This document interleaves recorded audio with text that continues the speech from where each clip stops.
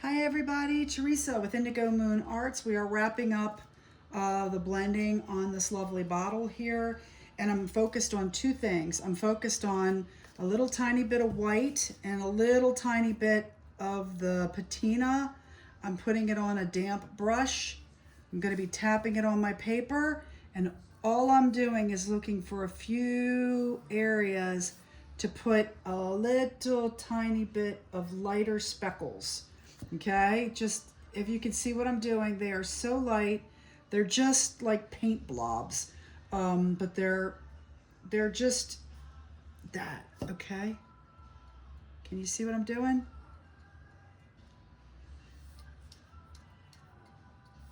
That's all I'm doing. I'm going to the areas on the bottle that are light, and I'm pulling out a few tiny white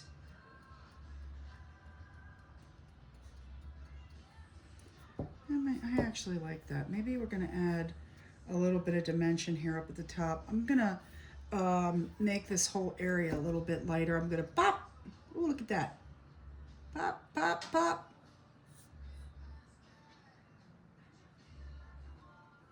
I'm doing this on purpose because it'll dry and give it a little bit of a flare there. Look, we're going to do it down here too. We're adding light because the bottle's very dark, and it's a stippling effect. Put it here too.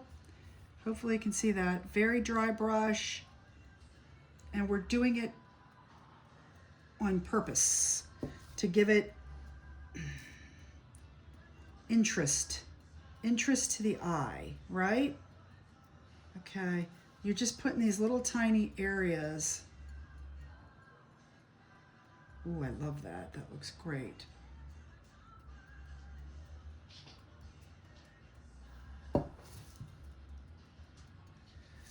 Okay. Yep. All right, where's that blue? Let's do a few more, just a few more.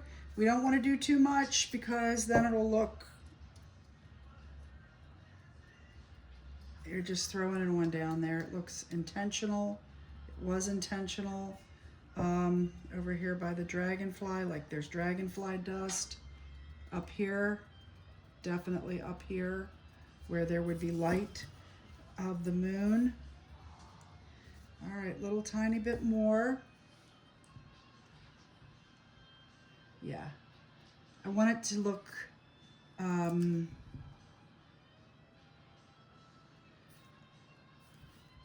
not blotchy isn't the right word, but intentional. You know, we're going to spread this out tiny, tiny bit. See what we're doing? Dry brush, a little bit of that patina. Gotta watch doing too much because then it looks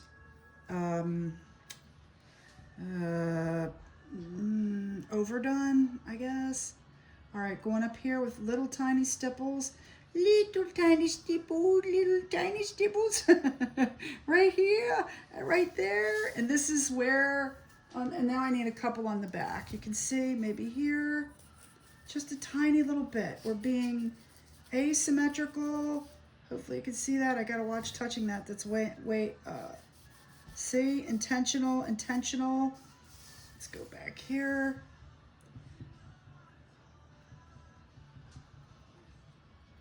This is helping us make it look aged, right? Stipple, stipple, stipple. That looks good. It looks different, I noticed in the videos, than stuff does in person.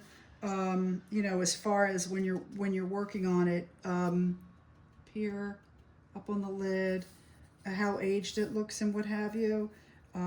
It's great though. I mean, you don't see the same level of detail that I see, which is fine. But just know in person, you know, it's hard to capture certain things on video. So let's get that in there. Yeah, we're blending. So okay, I need a little bit more. I'm almost done with this part. Almost done. Just tying the back in. We want the back tied in, right? Need to do some brown. Just making it look aged. Look at that. There you go. I just want to make sure the colors are consistent from front to back. The back can be darker, absolutely. It's you know, people aren't really looking at the back of the bottle, but somebody might pick it up and turn it around. It's not a focal point. It's not something that's seen, so it's not high end as far as how much time and effort you put into it, but it needs to be done. So, you know, we're doing our little stipply. I love that. And again, it's hard to, oh yeah, okay, so I like that. Yep. Yep, like that. Just hitting this in the corner because I like that little flower there. I want a little bit more. I want that color. It will sink into the bottle. So this will dry. The big blotchy areas will stay true, but some of the thinner areas will blend in. I love it. I'm getting very happy with this. Like I said before, I was a little bit, but I get that way with every bottle. I really do. I'm like, this just hits a spot where I'm just not happy with it. I'm sure that typical artist, all right, I'm really happy. So, editing, when to stop. We're gonna stop now on this part. This is our varnish. We are gonna varnish when it's dry, but the last thing that I need to do, I can put my lids back on. I could stipple, you know what? See, this is, the devil is in the details. Do I have any of those brushes left? I think I'm gonna go in with the beige, tap it off, and just hit a few little tiny spots. Yeah. Yeah.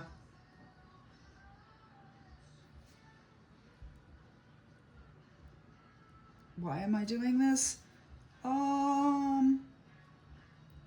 Because I wanted to see some frame right there.